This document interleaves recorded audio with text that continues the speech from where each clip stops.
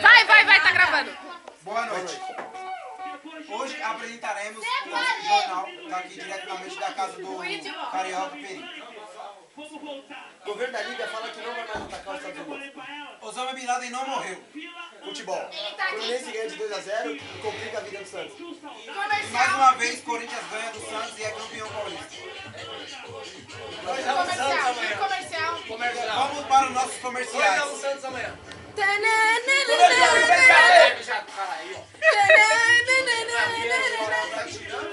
alguém ligando pra mim. Chega. Voltamos.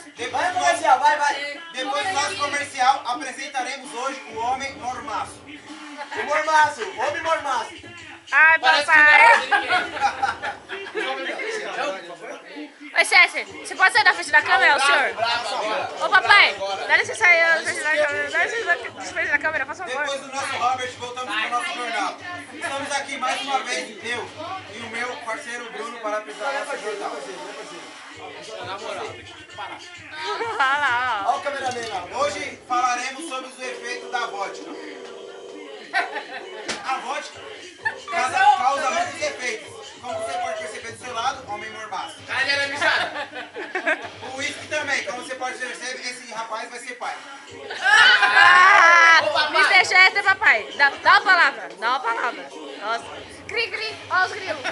Dá uma palavra. Os grilos ficou grilando. Prossiga o show. É verdade. É verdade. Beleza o quê? Boa noite. Boa noite. Obrigado.